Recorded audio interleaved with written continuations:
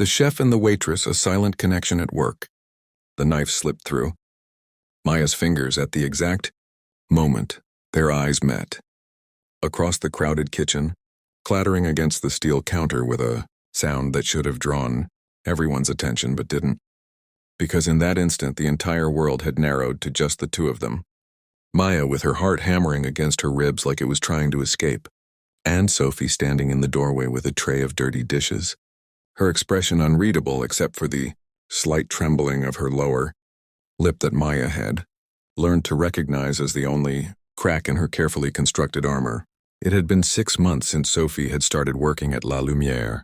6 months of stolen glances and accidental touches and conversations that never went beyond the professional, and Maya was drowning in feelings she couldn't name and didn't know how to express. Feelings that grew stronger every single day despite her best efforts to bury them beneath the rhythm of chopping and sautéing and plating beautiful food that tasted like nothing to her anymore because all she could taste was the bitterness of words left unspoken. Maya had always found safety in the kitchen. From the time she was a little girl watching her grandmother transform simple ingredients into magic, she had understood that cooking was a language all its own, a way to communicate love and care and devotion without ever having to risk the vulnerability of actual words.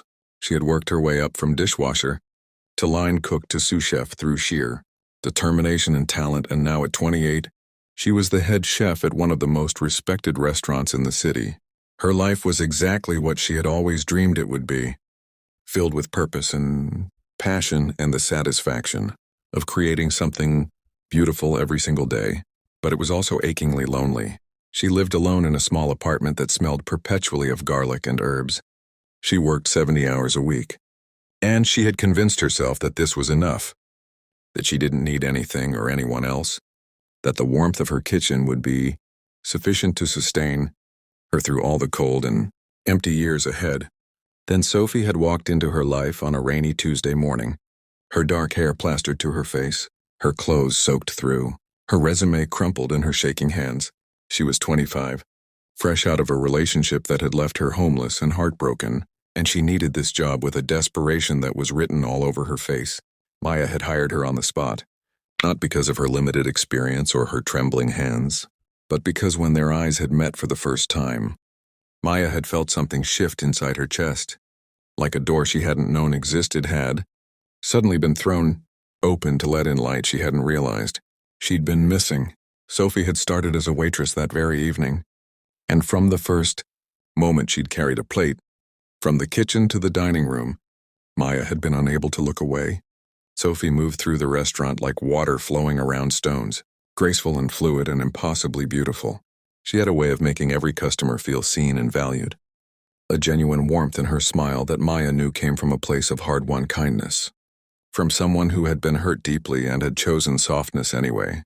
During the quiet moments between rushes, Maya would watch Sophie through the kitchen window, the way she tucked a strand of hair behind her ear when she was concentrating, the way she bit her lower lip when she was adding up a check, the way her whole face transformed when she laughed at something one of the other servers said.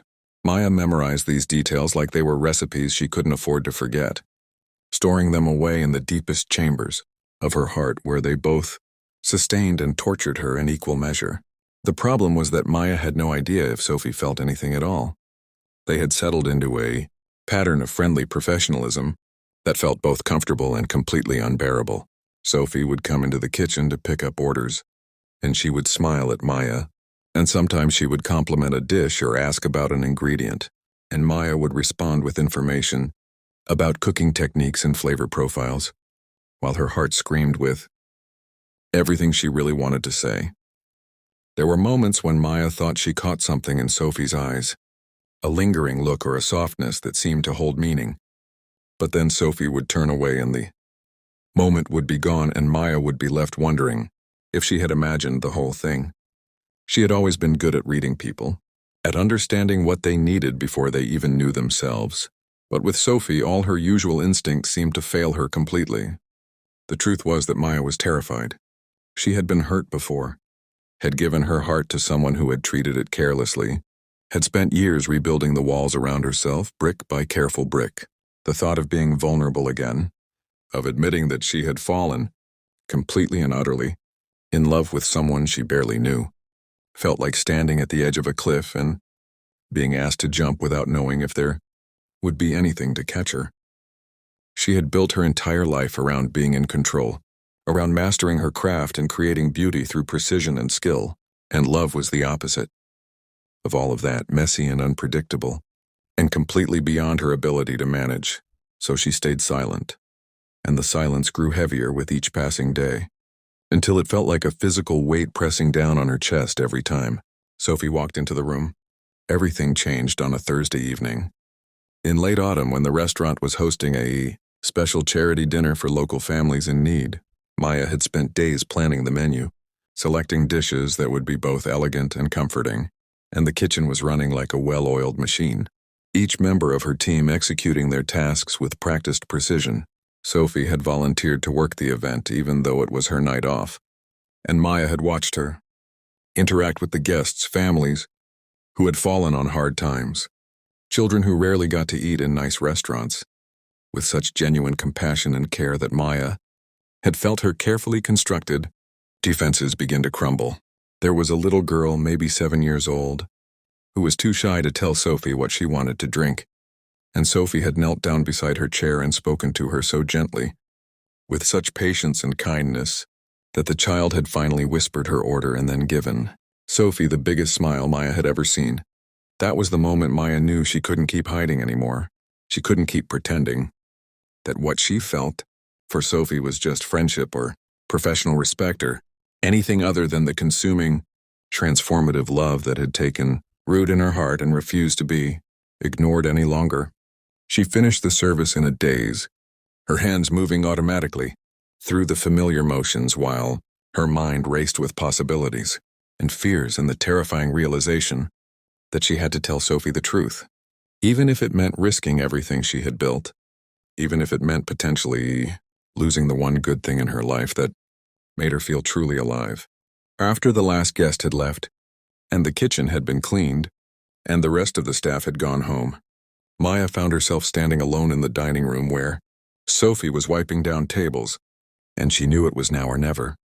Sophie looked up when Maya approached, and there was something in her expression that made Maya's breath catch, a vulnerability that mirrored Maya's own feelings so perfectly that for a moment she couldn't speak at all. Maya's hands were shaking as she walked closer, her heart pounding so loudly she was sure Sophie must be able to hear it. And when she finally found her voice, the words that came out were nothing like what she had planned to say. She didn't deliver a practiced speech or carefully chosen phrases. She just told Sophie the truth in the simplest words she could manage. That she had fallen in love with her the moment they met. That every day of the past 6 months had been both a gift and a torture. That she understood, if Sophie didn't feel the same way, but she couldn't keep carrying this secret anymore because it was slowly killing her from the inside out. The silence that followed felt like it lasted for hours, though it was probably only seconds. Sophie's face went through a series of expressions too quick for Maya to fully interpret shock and confusion, and something that might have been fear, and Maya felt her heart begin to break even before Sophie spoke, already preparing herself for the gentle rejection she was sure was coming. But then Sophie's eyes filled with tears, and she dropped the cloth she had been holding, and she crossed the distance between them in 3 quick steps. And before Maya could fully process what was happening, Sophie's hands were cupping her face, and Sophie was kissing her with a desperation that answered every question Maya had been too afraid to ask. When they finally broke apart, both of them breathing hard and crying and laughing all at once, Sophie whispered that she had been in love with Maya too, that she had been terrified to say anything because Maya seemed so far above her, so accomplished and confident and completely out of reach. They stayed in the restaurant until dawn, talking and kissing and sharing the stories of their lives that they had kept hidden from each other for so long. Sophie told Maya about the relationship that had nearly destroyed her, about the partner who had been controlling and cruel, about how she had finally found the courage to leave with nothing but the clothes on her back and a determination to build a better life for herself. Maya shared her own history of heartbreak and loneliness, about how she had used her work as a shield against connection, about how terrified she had been to feel anything real again until Sophie had walked into her kitchen and changed everything. They made plans and promises, speaking in hushed tones about a future that suddenly seemed possible in ways it never had before, about building a life together that was based on honesty and trust and the kind of love that makes people brave enough to be their most authentic selves. The months that followed were not without challenges. They had to navigate the complexities of working together while building a relationship, dealing with curious coworkers and the occasional disapproving customer, learning to balance their professional roles with their personal connection. Sophie moved into Maya's apartment, and they discovered all the small ways they had to adjust to sharing space with another person, the compromises and conversations required to build a home together. Maya learned to leave the kitchen sometimes, to prioritize time with Sophie over perfecting a new recipe, to understand that love required the same dedication and attention she had always given to her craft. Sophie grew more confident both in her work and in herself, blooming under the security of being truly seen and valued by someone who loved her unconditionally. A year after that first kiss in the empty restaurant, Maya proposed to Sophie, in the place where it had all begun, the kitchen of La Lumière, after service on a quiet Tuesday night. She had prepared Sophie's favorite meal, each course representing a different moment in their relationship. And when she finally got down on one knee, she wasn't scared anymore. Sophie said yes before Maya could even finish asking the question, and they held each other in the warm glow of the kitchen lights. Two people who had been lost and alone and had somehow found their way to each other through the chaos and noise of life. The wedding was small and intimate, held in the restaurant's garden with their closest friends and family surrounding them, and when they exchanged vows, they promised to keep choosing each other every single day, through whatever challenges and joys the future might bring. If this story has touched your heart, if it has reminded you that love can find us in the most unexpected places and that it's never too weak to be vulnerable and brave, please take a moment to like this video and subscribe to our channel. Your support helps us continue sharing these stories of hope and connection, and it means more than you could possibly know. Share this with someone who needs to hear that their love story is valid and beautiful, no matter what form it takes. Years later, when people asked them how they knew they had found the right person, Maya and Sophie would smile at each other with the comfortable familiarity of two people who had built a life together through thousands of small choices and moments of courage.